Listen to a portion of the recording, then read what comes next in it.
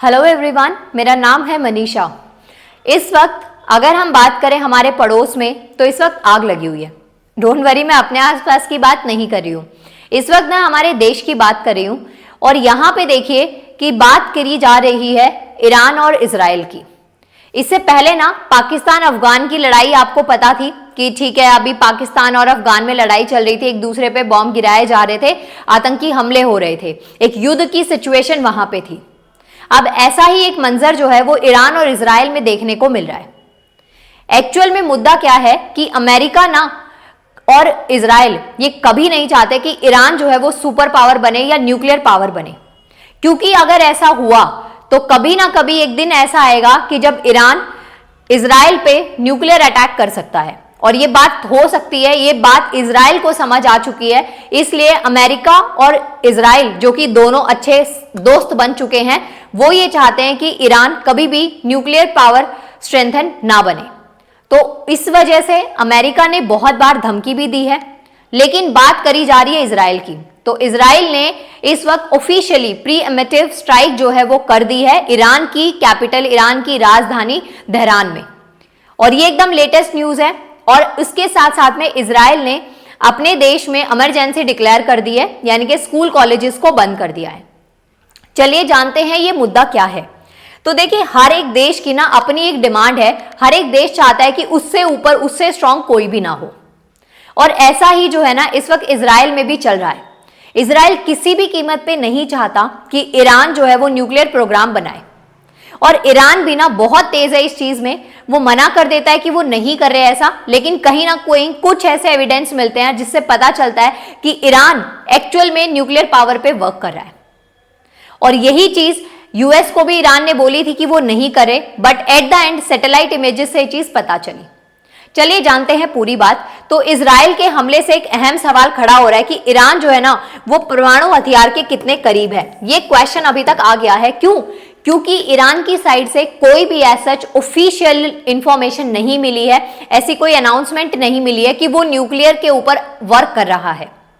तो अब बिना जाने, बिना एग्जैक्ट डेटा के हम लोग श्योरिटी से नहीं कह सकते, लेकिन अमेरिका और इजराइल का दावा है कि ईरान जो है वो कोई ना कोई इस तरीके की टेस्टिंग कर रहा है। इस बात को और अच्छे से समझने के लिए आप ये देखिए, न्यूक्लियर वेपन जो है ना ऑन वो इस वक्त ईरान में चल रहा है। यूएस रशिया का प्रोसेस अगर हम देखें तो वर्ल्ड न्यूक्लियर वेपन्स के अकॉर्डिंग ये दे रखा है, रशिया जो है ना वो काफी ज्यादा ऊपर है इन चीजों में। तभी रशिया यूक्रेन की जो वॉर हो रही थी, कॉन्फ्लिक्ट हो रहा था, तो कहीं ना कहीं यूएस उस टाइम पे भी सपोर्ट में था। तो हम ये देख सकते हैं कि चाइना और जो यूएस है ना वो अपने एडवांटेज के लिए, अपने बेनिफिट के लिए कई बार ऐसी कंट्रीज को सपोर्ट करते हैं कि ठीक है कुछ भी हो जाए, लेकिन अमेरिका से ऊपर सुपर पावर कुछ नहीं बनना चाहिए। तो कहीं ना कहीं यहाँ पे सेल्फिशनेस जो है वो दिखती है। यहाँ पे बात करें रशिया की, एक आपको डेटा दे रखा है कि कौन सा देश जो है ना वो न्यूक्लियर पावर के प्रोग्राम में या फिर न्यूक्लियर फील्ड में कितना ज्यादा क्या कर रहा है। तो रशिया का डेटा इस वक्त सबसे ज्यादा है, लेकिन यहाँ मेन बात जो है ना वो इजराइल और ईरान के बीच में चल रही है। यहाँ पे आप देखेंगे एक सिंपल सी चीज आपको समझनी है। एक्सप्लोजन हुआ था कुवैत में, बहराइन में और अबू धाबी में, as Iran ask Israel to prepare for retaliation. यहाँ पे देखिए, अगर हम बात करें तो ईरान ने ना 6 देशों में अमेरिका के सैन्य और नेवी अड्डों पर किया था घातक हमला, ठीक है। और इसी की वजह से कहीं ना कहीं ये बोला गया है कि ये जो थे ना वो नेवल बेस थे। तो यहाँ पे कहीं ना कहीं इन सब चीजों की वजह से आइडिया लगाया जा रहा है कि ईरान न्यूक्लियर प्रोग्राम के ऊपर वर्क कर रहा है, और जिस चीज को ऑफिशियली ईरान जो है वो डिनाई कर रहा है। तो इस वजह से इजराइल ने प्रीएम्प्टिव स्ट्राइक की जो है ना वो घोषणा कर दी है। कहीं ना कहीं अब ये जो जंग है वो आमने सामने की हो गई है। दोनों देश अपनी अपनी प्रिपरेशन में लगे हुए हैं कि अटैक के टाइम पे कोई भी पीछे नहीं रहेगा। तो यहाँ पे ये जो डेटा है, ये मैप वगैरह मैं आपके लिए लेकर आई हूं। इस वक्त एक एक्टिव कॉन्फ्लिक्ट जो है वो होने वाला है, और अभी भी ये जो अटैक हुआ है, संघर्ष की स्थिति है। अमेरिका और इजराइल का ईरान पर जो है वो एक हमला हो चुका है फरवरी 2026। अभी लेटेस्ट ये हमला हो चुका है। और अभी जो चीजें हैं ना वो और ज्यादा वर्स्ट होने की सिचुएशन क्रिएट हो सकती है। एक जंग का माहौल जो है वो और ज्यादा बढ़ने की उम्मीद जो है वो अब कहीं ना कहीं लगाई जा रही है कि आज में ये हमला हुआ है। घटना की बात करें, अमेरिका और इजराइल ने प्रीएम्प्टिव यानी कि पहले से हवाई हमले शुरू कर दिए हैं। प्रमुख लड़ाकू अभियान जो है इसके अंदर इंक्लूड करे गए हैं।